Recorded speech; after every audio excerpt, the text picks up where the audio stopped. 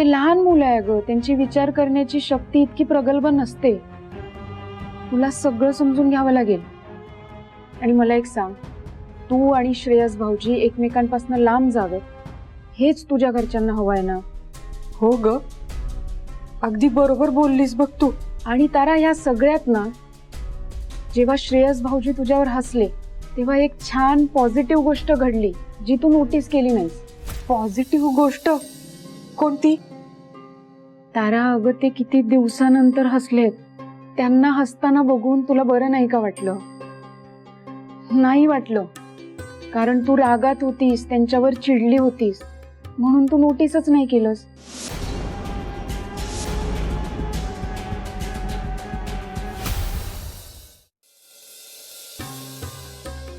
बरोबर बोलतेस तू. तू किती छान आणि सोप्या भाषेत समजून सांगितलंस ग. लहान मुलांच्या मनाचा लई अभ्यास आहे बघ तुझा. लई जाण आहे तुला त्याची. तू एक खूप छान आई होशील. तुझे बाळ आहे ना, ते या जगातलं सगळ्यात नशीबवान बाळ असेल बघ. अगदी बरोबर बोललीस. स्वानंदीचं बाळ खरोखर खूप नशीबवान असलं. आणि आमची स्वानंदी पण समजूतदार आहे. तर संसार म्हटलं की अशी छोटी मोठी भांडणं होत असतात, म्हणून लगेच टोकाची भूमिका घेऊन घर सोडून नसतं जायचं. संसारातली भांडणं जिथल्या तिथे मिटवायची असतात. आणखीन एक उपाय, भांडण समजूतदारपणे सोडवून टाकायचं. नाहीतर इतकं भांडायचं की भांडून भांडून दमलो ना हे भांडणच संपलं. अगदी बरोबर बोललात तुम्ही.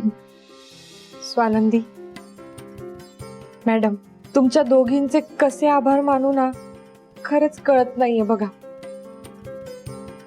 आज जर तुम्ही भेटला नसतात ना तर माझं काय झालं असतं मला पण माहित नाही. तुम्ही मला एवढं छान समजावलं, नाण्याची दुसरी बाजू दाखवली, लग्नाचा अर्थ समजवला आणि महत्वाचं म्हणजे माझं घर तुटण्यापासून वाचवलं. तुम्हा दोघींनाही खूप खूप थँक्यू. थँक्यू कसलं आलंय त्यात? आम्ही जे योग्य होतं तेच तुला सांगितलं, बरोबर ना मॅडम? अगदी बरोबर. आणखीन एक, आमच्या हॉस्टेलमध्ये एक नियम आहे, गरज नसताना जर का आभार मानले, थँक्यू म्हणालात ना तर मग आम्ही शिक्षा करतो. बरोबर? हो मॅडम, तुम्ही ती शिक्षा हिला द्याच. बरोबर आहे. शिक्षा नको नको, मला शिक्षा नको.